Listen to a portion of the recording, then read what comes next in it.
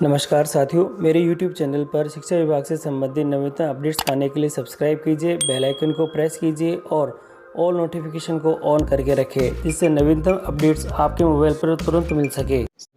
साथियों, RKSMP की 2 और ये होने वाला है और इसके संदर्भ में ये बहुत महत्वपूर्ण वीडियो है और अब मैं आपको एक एक करके सभी चीज़ें इसके बारे में दिखा देता हूँ।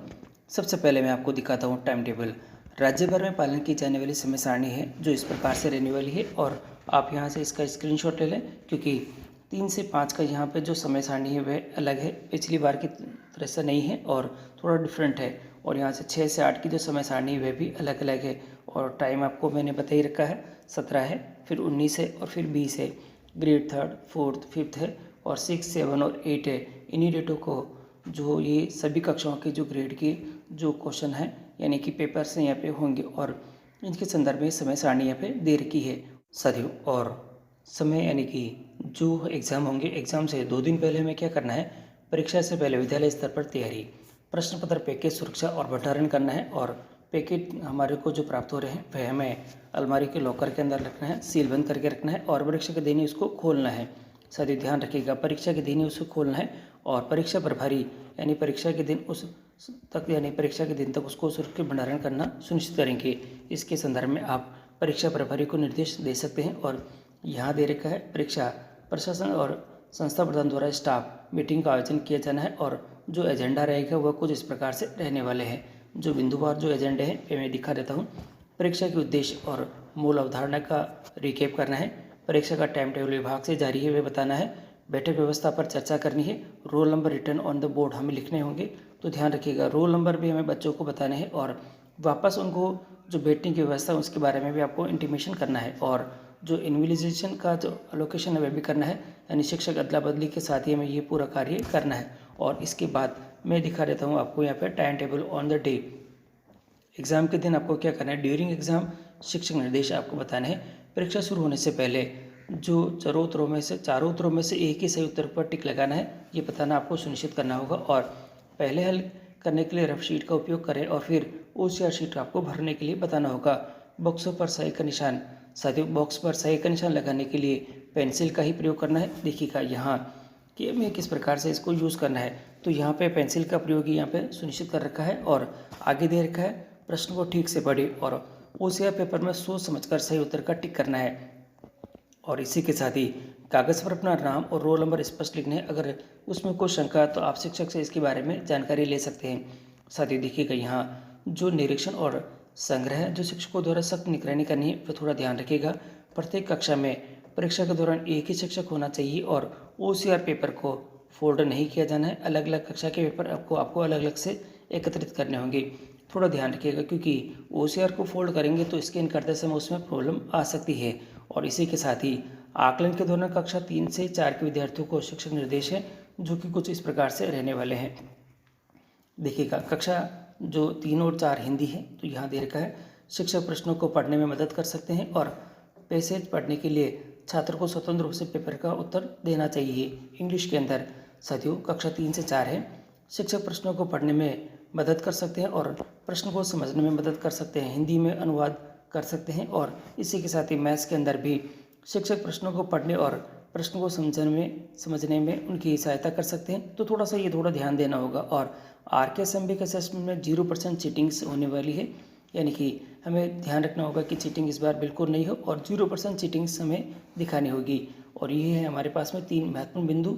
और यहाँ है पहला बिंदु, आकलन परीक्षा के आधार पर कोई यानी एक रैंकिंग या जो गवर्नेंस एक्शन है नहीं है, और ये ध्यान रखिएगा। और इसी के साथ ही वास्तविक डाटा के आधार पर शिक्षकों को दक्षता आधारित व विद्यार्थीवार सुझाव मिलेंगे। और इसी के साथ ही साथियों आर्टिफिशियल इंटेलिजेंस द्वारा चीटिंग का एनालिसिस किया जाएगा और चीटिंग या फेक डाटा को गंभीरता से लिया जाएगा। एक इम्पोर्टेंट चीज़ और भी है आप सभी के लिए यहाँ पे कि हमने ये देखा है कि शिक्षक ने सभी छात्रों के लिए एक ही छात्र प्रतिक्रिया अपलोड की है, हम उसे पकड़ सकते हैं, इसे धोखाधड़ी माना जाएगा।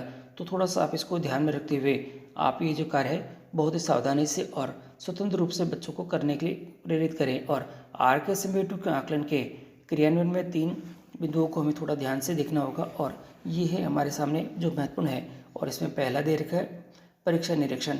RKSMP के आकलन के समय कक्षा शिक्षण को बेहतर करने की आवश्यकता है। उच्च माध्यमिक विद्यालय में कक्षा 11 विद्यार्थी परीक्षा परिवेक्षण में मदद कर सकते हैं। और यहाँ आगे दे रखा है, कक्षा 3 से 4 के विद्यार्थियों को प्रश्न को पढ़ते अनुवाद करते समय विद्यार्थियों को लीडिंग यानी कि जो प्रश्न उत्तर न दें, प्रश्न को जैसा है वैसा ही पढ़े, बिना किसी व्याख्या के उसको बताना है। और इसी के साथ ही अगला दे रखा है, सुनिश्चित करें कि OCR उत्तर पुस्तिकाओं को विद्यार्थियों के सही नामों के सामने सावधानीपूर्वक अपलोड किया गया है। थोड़ा आपको ध्यान रखना होगा। और आगे दिखा देता हूँ, शिक्षकों को छात्रों को निर्देशित करना चाहिए कि यदि उन्हें कोई गलत उत्तर नहीं आता है तो उसे छोड़ सकते हैं। उसे खाली छोड़ना ठीक है, लेकिन दूसरों की नकल नहीं होनी चाहिए। और आगे दे रखा, पूरी प्रक्रिया के दौरान शिक्षकों को कक्षा परीक्षा क्षेत्र में रहने की आवश्यकता है। और इसी के साथ ही लगातार परीक्षा की निगरानी भी करनी चाहिए। और ऐप और रिपोर्ट कार्ड पर नई सुविधा शुरू हो चुकी है। RKSMB के आकलन 1 के आकलन के बाद उनकी समस्याओं को सुना और इस बार ऐप के लिए निर्धारित कर दिया गया है और कुछ इसमें ऐप में बदलाव भी किए गए हैं। यानी कि इस बार आपको देखिएगा, यहाँ यदि किसी विद्यार्थी को गलत शीट अपलोड कर दी गई तो शिक्षक अब उसे ठीक कर पाएंगे। और इसी के साथ ही सभी शिक्षक अंतिम तिथि तक OCR शीट एडिट या अपलोड कर पाएंगे। रिपोर्ट कार्ड में अब 4 जो मुख्य दक्षताओं के प्रदर्शन तो दिखेगा और साथ ही RKSMB के 1 के आकलन के समय जो हमें दक्षताएं थी और उनके अंदर जो भी इम्प्लीमेंटेशन हुआ है वह भी हमें यहाँ पे दिखेगा। साथ ही अंग्रेजी, हिंदी, गणित के अलावा विषयों में शरणार्थीकरण पर अर्जित अंक ग्रेड भी आपको दिखाई देंगे।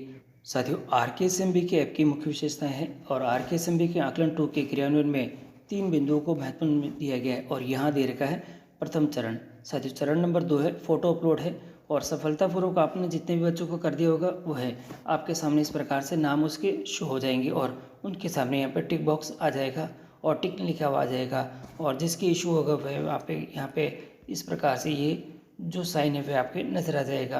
तो यहाँ आपको थोड़ा सा ध्यान रखना है कि किस प्रकार के इन बच्चों की यहाँ पे इशू है। यदि छात्र डेटा प्रविष्टि पूर्ण हो जाती है तो ये सफलतापूर्वक पूरा अनुभाग में दिखाई देगा। और इसी के साथ ही यहाँ दिखाई दे रहा है, यदि किसी विद्यार्थी का गलत शीट अपलोड कर दिया गया है तो शिक्षक अब उसे ठीक भी कर पाएंगे। और जैसे यहाँ दे रखा है, क्या आप इस विद्यार्थी के दोबारा पेंडिंग लिस्ट में ले जाना चाहते हैं तो इसके लिए आपको यहाँ पे यस या नो में टिक कर देना है और हाँ करेंगे तो वो पेंडिंग लिस्ट में ले जाएगा और उसे सही करने का आपको अवसर मिलेगा।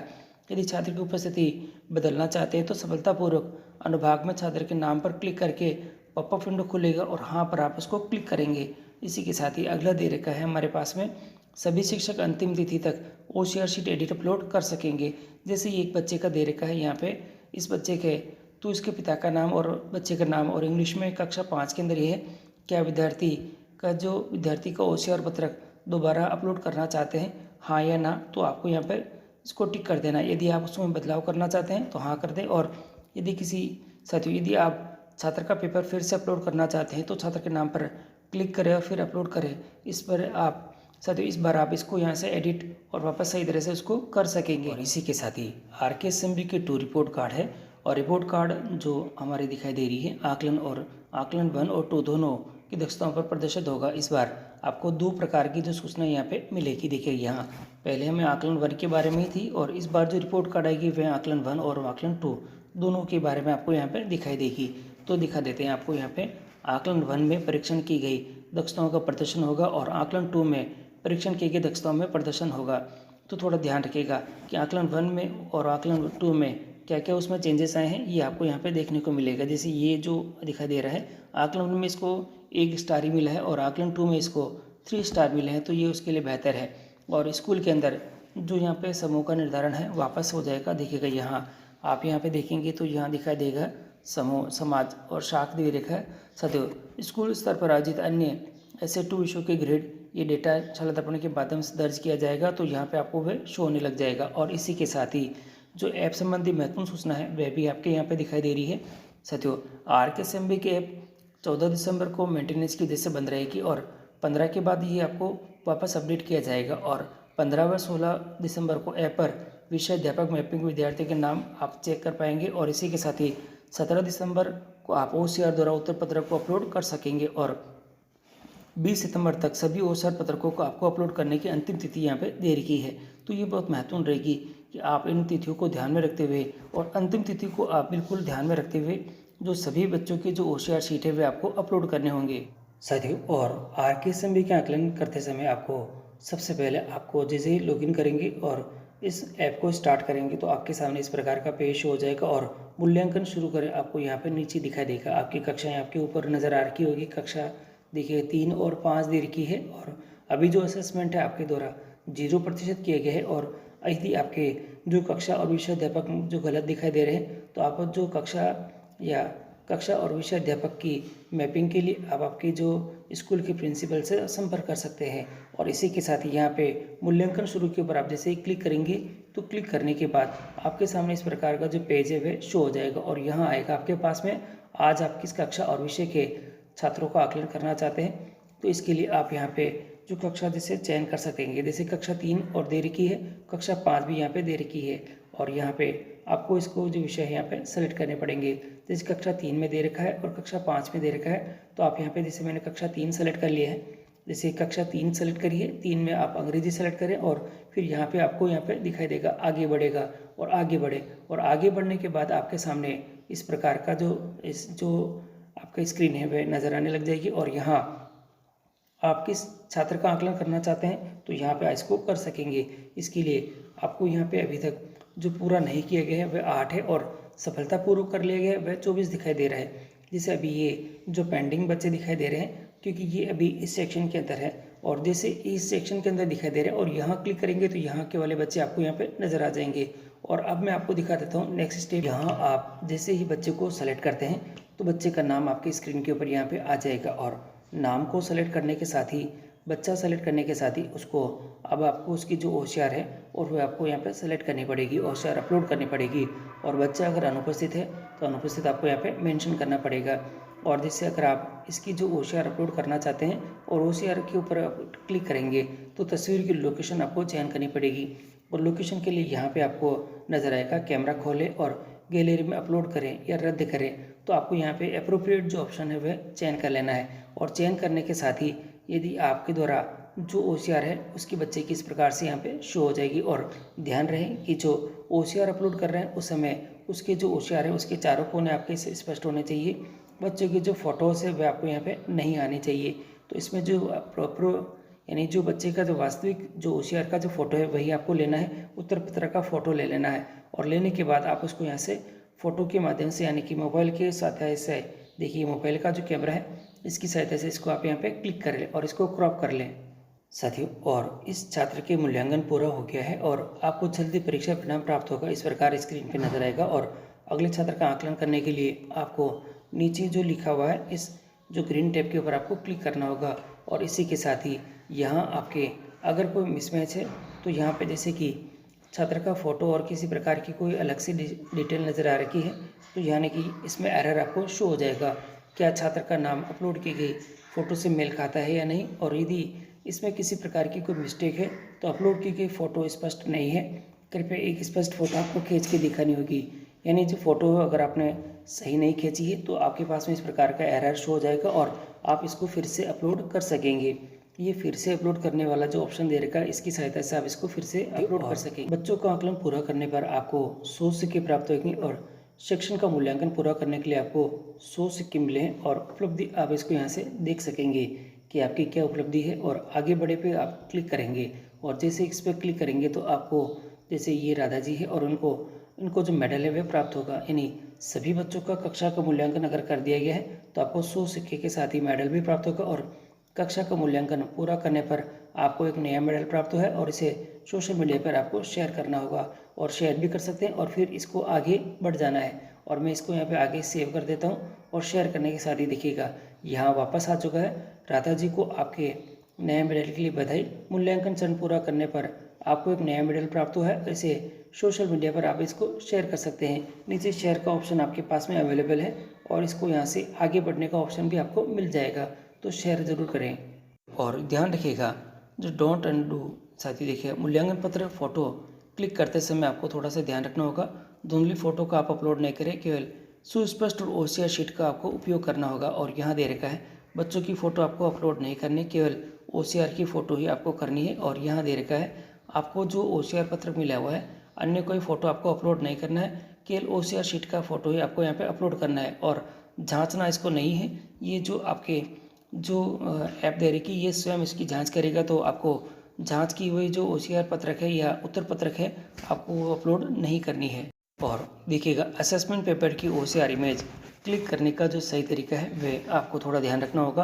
पहला बिंदु दे रखा है, पेपर को रोशनी वाली जगह पर ही रखें। पेपर को गहरे रंग की पृष्ठभूमि के साथ ही रखना होगा और पेपर के बंडलों को एक साथ न रखें।